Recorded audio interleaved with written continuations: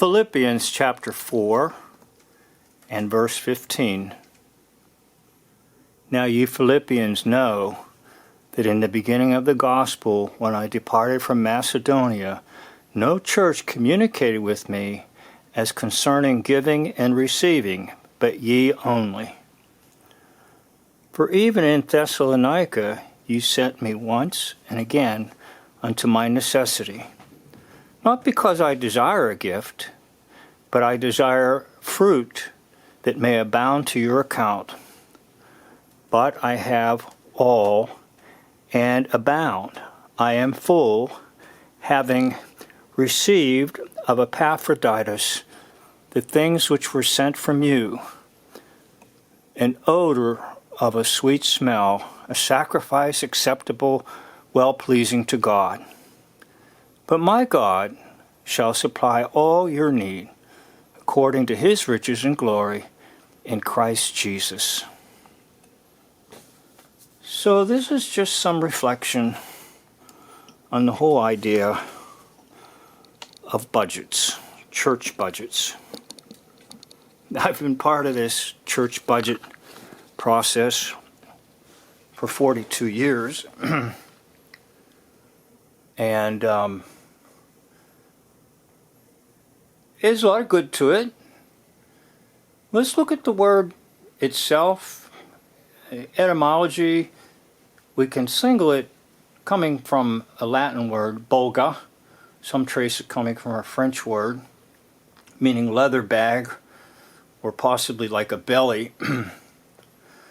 Now, at one time, these leather bags carried important papers.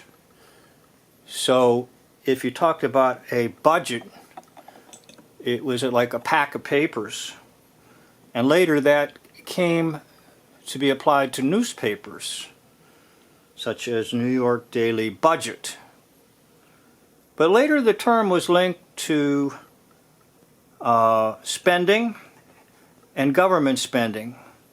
So it got associated with governments and what governments do with a budget. Spending of money. But churches adopted a similar approach in that every single church I served in 42 years would, ahead of schedule, formulate a budget for the new year. Now, out in California, Grace Community Church announced it will have a 20% cut in budget starting July 1st, 2025. Sun Valley, California, where John MacArthur has served, I think, about 56 years. I think that's correct. And it has grown tremendously. So I just want to raise the question about why everything has to always grow and become big. Now, if you want to search for places that people now explore, you can go to what was at one time the Akron Baptist Temple. Very, very large mega church. Now nothing. Nothing. And I believe the videos are still up on that. Now, how large should something grow? And the reason I'm raising this question is also because, as far as YouTube goes, most everyone will say, click the like button and the subscribe button. Now, I understand that because it gets the videos out more into the eyes of the public. But what happens next is that the very places that you click like or you click subscribe, now you're watching all these commercials. And it's no different from the old plan of television, that you show something that's good and people want to see, and then they have to watch a commercial. So is that really the right thing to do? Now, many of you have channels that are much larger than mine. And I'm going to tell you the truth. I have never said to anyone, click the like button, click the subscribe button. Never.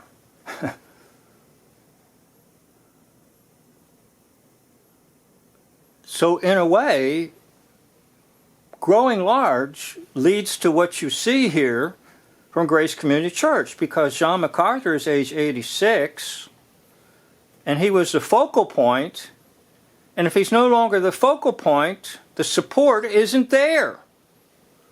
I think also, too, of someone like R.C. Sproul. Very dynamic, very influential author, dynamic conference speaker, and everything that he built. But now it has to be sustained. A large church that was built, and a large seminary, college seminary, and so forth. And people have gone crazy now with growth. Is it worth it? Is it worth it? Well, I see lots and lots and lots of channels out on YouTube that have good content. They mean well, but they've just become part of commercialism and seeking to earn financial remuneration from hosting a channel. Now, it's nothing immoral about it, nothing illegal. It's not what I'm saying. What I'm saying is, look what happens. Look what happened to Grace Church. They grew and they grew and they grew, and now they're saying we're going to cut things by 20%. And guess what? Maybe next year it'll be another 20%. Because they grew too large. So if you're a small channel or a small church, do not necessarily try to become large and famous. Stay right where you are.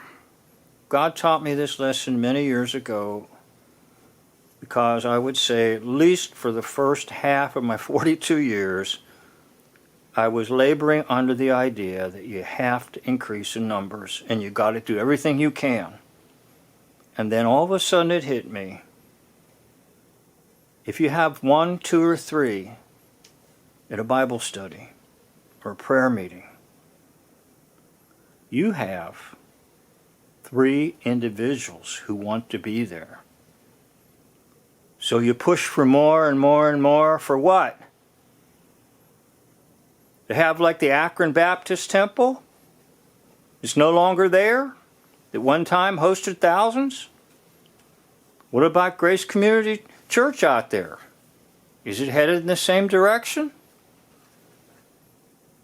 Anyhow, I'd like to thank you for listening in on this, and back to the letter that Paul wrote to Philippians. They were very generous people, and Paul was greatly appreciative for their generosity. And what Paul really wanted was not necessarily the gift. He wanted the fruits that would come out of the gift. And that is certainly the principle behind true Christian giving, is to see the fruits come out of it, and for God to do something in and through it. And those fruits do not necessarily have to be high numbers. The fruits can be something like 1, 2, or 3 people. So in a lot of my videos, I may only have 3 views. But I thank God for the 3 that viewed it. And I'm not worried about having 3,000 views. There's 80 subscribers right now, and I thank each and every one of you. But I'm not worried. And I'm not pushing to get 1,000 subscribers. I just want to reach that 1, 2, or 3 or 4 people with the love of God. Well, thank you for listening to this. This concludes my video.